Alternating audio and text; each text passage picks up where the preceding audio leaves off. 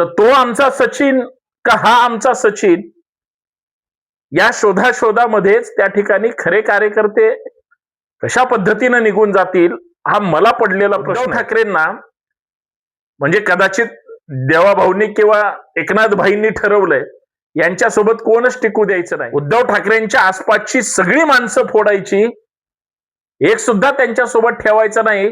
कोणतरी म्हटलेलंच आहे, फक्त शिवसेनेत उद्धव ठाकरेंसोबत कोण राहील, तर फक्त उद्धव ठाकरे आणि आदित्य ठाकरे राहतील, बाकी सगळे निघून जातील. उद्धव ठाकरे हे निष्क्रिय ठरले. उद्धव ठाकरे बोलत नाहीत, उद्धव ठाकरे काही निर्णय घेत नाहीत. उद्धव ठाकरेंचे सगळ्यात भूमिका आणि निर्णय हे चुकीचे ठरत आहेत. एक सचिन अहिर जे शिवसेनेत होते, जास्त प्रसिद्धीत नव्हते. एक सचिन अहिर फक्त ठाकरेंना सोडून शिंदेसोबत आले, लगेच प्रसिद्धी मिळाली. तिकडे आमदार होते, आदित्य ठाकरेंच्या आसपास होते, थेट उद्धव ठाकरेंशी त्यांचा ऍक्सेस होता. कदाचित त्यांना प्रसिद्धी कमी मिळत असावी. आता फक्त एकनाथ शिंदे साहेबांसोबत ते गेल्यामुळं साहजिक आहे विधान परिषदेचे उपसभापती झाले, प्रसिद्धीच्या झोतात. म्हणजे लोकांचा विश्वास उडेल की चांगलं काम करून किंवा निष्ठावंत राहून म्हणजे न मिळालेल्या प्रसिद्धीच्या अंधारात राहायचं का इकडून तिकडून उड्या मारून गद्दारी करून किंवा नेत्यांना सोडून पक्षघात करून दुसऱ्या सोबत जायचं म्हणजे प्रसिद्धी मिळणार. अशा पद्धतीचा जर ट्रेंड सुरू झाला तर तो आमचा सचिन का हा आमचा सचिन, या शोधाशोधामध्येच त्या ठिकाणी खरे कार्यकर्ते कशा पद्धतीने निघून जातील हा मला पडलेला प्रश्न आहे. म्हणजे प्रसिद्धीसाठी, पैशासाठी किंवा कशासाठी केला होता हा सगळा अट्टहास, याचं उत्तर कुठंतरी शोधणं गरजेचं आहे. आणि माझं असं मत आहे, उत्तर शोधत असताना मिळणाऱ्या प्रश्नाला सुद्धा उत्तर देणं अपेक्षित आहे. आणि या मुद्द्यावर आपल्याला चर्चा करायला त्या ठिकाणी यासाठी पुढे यावं लागेल की उद्धव ठाकरे हे निष्क्रिय ठरले, उद्धव ठाकरे बोलत नाहीत, उद्धव ठाकरे काही निर्णय घेत नाहीत, उद्धव ठाकरेंचे सगळ्यात भूमिका आणि निर्णय हे चुकीचे ठरत आहेत का. यापेक्षा वेगळं उद्धव ठाकरे ज्यांच्यावर विश्वास ठेवतात, उद्धव ठाकरेंच्या आसपास जेवढी लोक आहेत ते सुद्धा गैरविश्वासू आहेत. कारण कधी कोण त्यांना सोडून जाईल काही कळायला मार्ग नाही. हा झाला एक मुद्दा. आणि दुसरा मुद्दा मात्र उद्धव ठाकरेंच्या आसपासची सगळी माणसं फोडायची, एक सुद्धा त्यांच्यासोबत ठेवायचं नाही. कोणतरी म्हटलेलंच आहे, फक्त शिवसेनेत उद्धव ठाकरेंसोबत कोण राहील, तर फक्त उद्धव ठाकरे आणि आदित्य ठाकरे राहतील, बाकी सगळे निघून जातील. हे त्या ठिकाणी वास्तव होईल का, हे खरं हा दुसरा मुद्दा वाटेल. या सगळ्या मुद्द्यांना आपल्याला स्पर्श करायचंय आणि पुढे जायचंय. त्या अगोदर तुम्ही ह्या चर्चेमध्ये सहभागी झालात त्याबद्दल आपल्या सर्वांचं मनपूर्वक हार्दिक स्वागत. मी पुण्यातून ऍडव्होकेट संतोष शिंदे. आपल्या हक्काच्या संतोष शिंदे ऑफिशियल या युट्यूब चॅनलवर नेहमी आपण 6 वाजता ज्या विषयावर चर्चा करतो ती साहजिक आहे, राजकीय असते. सकाळी 11, 11:30, 12च्या दरम्यान जे व्हिडिओ पडते ती आपली सामाजिक मुद्दा असतो. दिवसातून संतोष शिंदे ऑफिशियलवर आपण 2 यासाठी टाकतो, एक आतून मनातून ज्या भूमिका मांडायच्या असतात त्या, आणि एक म्हणजे ज्या महाराष्ट्राच्या तुमच्या माझ्या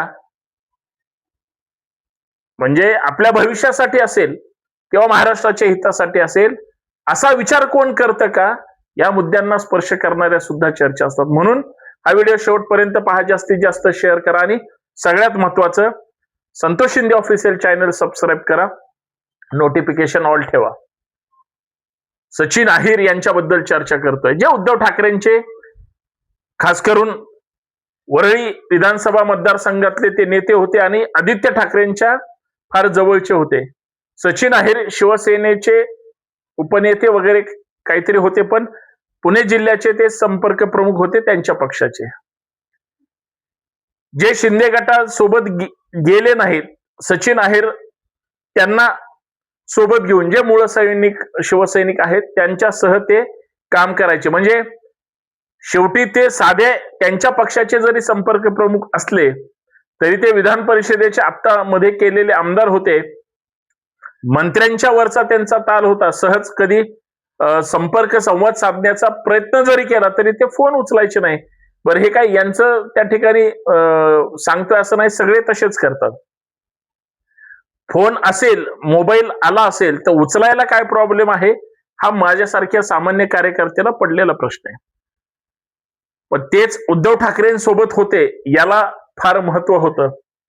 आणि शिंदे साहेबांनी जे काही मिशन टायगर हाती घेतलं, 6 खासदार आत्ताच काही दिवसापूर्वी पाऊस पडायच्या अगोदर त्यांनी त्यांच्या पक्षात घेतले उद्धव ठाकरेंचे, आणि पाऊस पडल्यानंतर हे आमदार विधान परिषदेचे सचिन अहिर साहेबांना सोबत घेतलं.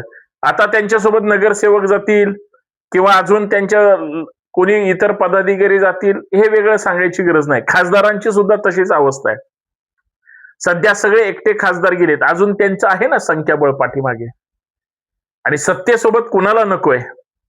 सगळा जो काही राजकीय प्रपंच सुरू आहे ते सत्ता, त्यातून पैसा, मलिदा, अर्थकारण आणि त्याच्यातून जमलंच तर राजकारण, हे सूत्र आहेच.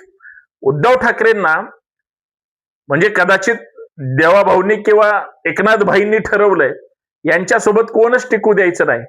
आणि जो काही 19ला फक्त सोबत सत्ता न स्थापन केलेला बदला, पक्ष फोडून, कार्यकर्ते फोडून, आमदार खासदार फोडून हे शिंदे साहेब आणि फडणवीस साहेब त्या ठिकाणी घेणार की काय, अशी एकंदरीत परिस्थिती निर्माण झाली. म्हणून सध्या उद्धव ठाकरे सुद्धा डिस्टर्ब आहेत, हतबल आहेत. मला एक सुंदर प्रश्न पडलाय, जो प्रश्न सगळ्या लोकांच्या मनात आहे, फक्त शिवसेनेच्या किंवा शिवसेनेच्या हितचिंतकांच्याच नाही, तर तुमच्या माझ्यासारख्या म्हणजे खरं बोलणाऱ्या लोकांना पडला, की एवढी पक्षाला भगदाड पडली, एवढी सगळी लोक निघून गेली, तरी सुद्धा उद्धव ठाकरे हे शिवसेना ज्या स्टाईलनं वाढली तसे आक्रमक का होत नाहीत, ते तसे घणाघाती बोलत का नाहीत, त्यांचे शिवसैनिक फक्त हातावर हात ठेवून का बघत बसले. शिवसेनेचे शिवसैनिक आता मोबाईलमध्ये, रीलमध्ये किंवा मनोरंजनाच्या वेगळ्या त्यांनी क्षेत्र शोधली की काय, म्हणून कुणीच आक्रमक व्हायला तयार नाही. किंवा आक्रमक शिवसैनिक हा उद्धव ठाकरेंकडे राहिलाच नाही, जी मूळ शिवसेने होती. आणि दुसऱ्या बाजूला मात्र इकडे एकनाथ शिंदे साहेबांची माणसं, आणि ते स्वतः म्हणतात मूळ शिवसेना म्हणजे आमची. कार्यकर्ते राहिले नाहीत ना. बरं, कार्यकर्ते स्वतःहून कुणीच जात नाही. शिंदे साहेबांची जी कुणी टीम आहे, लोक आहेत, हे इतरांना फोडण्याचं काम करतायत. अहिरांचं काय, ज्या अहिरांवर ठाकरेंनी विश्वास ठेवला, मुंबईतला माणूस आहे किंवा अजून सगळ्या गोष्टी, सगळ्या महत्वाच्या चर्चेमध्ये अहिर असायचे. आता त्या ठाकरेंनी नेमका विश्वास ठेवायचा कुणावर आणि कधी कोण विश्वासघात करील हे ते पण सांगू शकत नाही. पण या सगळ्या रणधुमाळीमध्ये, अर्थात पक्षांतरामध्ये, पक्षांतर बंदीचा कायदा ही एक जी गोष्ट आहे, पक्षांतर बंदी केल्यानंतर कारवाई करायची असते ही एक गोष्ट आहे, पक्षांतर बंदीच्या त्या कायद्याचं उल्लंघन केल्यानंतर पद रद्द होता हा एक मुद्दा आहे, आणि पक्षांतर बंदी केल्यानंतर पद रद्द झाल्यानंतर राजकारणात तो माणूस नंतर लोकप्रतिनिधी म्हणून कुठल्याच ह्याच्यात राहत नाही किंवा राहू शकत नाही, किंवा त्या पदापासून तो फार अनभिज्ञ असतो. हे जर असं वास्तव असेल तर मग या कायद्याचा आणि इतर गोष्टीचा धाक का उरला नाही. आणि माननीय न्यायालय, निवडणूक आयोग, सगळ्या एजन्सीज ह्या कायद्याला बगल देऊन त्या ठिकाणी कायद्याचा दुरुपयोग करून हे कशा पद्धतीनं सगळं करतायत हे कोडच पडलंय. मग तिथं अहिरांसारख्यांची हिंमत वाढते, तिथं 6 खासदारांची हिंमत वाढते, आणि तिथं याच्या अगोदर निघून गेलेले आणि भविष्यात निघून जातील त्यांची सुद्धा हिंमत वाढलेली आहे. हे विसरून चालणार नाही. आक्रमक झाल्याशिवाय हा प्रश्न सुटणार नाही. पण अहिरांनी हे जे काही केलं ते कदाचित शिवसेनेच्या, उद्धव ठाकरेंच्या, आदित्य ठाकरेंच्या, त्यांच्या टीमच्या स्वप्नात सुद्धा नसेल, इतकं माझं साधं सरळ म्हणणं आहे. हे खरं आहे की खोटं आहे, आता याच्यावर पर्याय काय, तर पक्षांतर बंदी कायदा जो राबवला गेला आहे, ज्याच्यात आमदार, खासदार, लोकप्रतिनिधी मूळ पक्ष सोडून एबी फॉर्म ज्यांचा घेतलेला आहे, ज्या पक्षाला सर्वोच्च मान, त्याला सोडून जे पक्षांतर करतात त्यांच्यावर कारवाई झाली पाहिजे. तो कारवाईचा बडगा कधी उगारला जाणार, इतका साधा सरळ प्रश्न आहे. हे होईल, महाराष्ट्रात होईल तुम्हाला वाटतं? यावर तुमचं काय मत आहे नक्कीच कळवा. कमेंट करायला विसरू नका. नवीन असाल तर Santosh Shinde official channel subscribe करा. जोडले जा. धन्यवाद. जय जिजाऊ, जय शिवराय.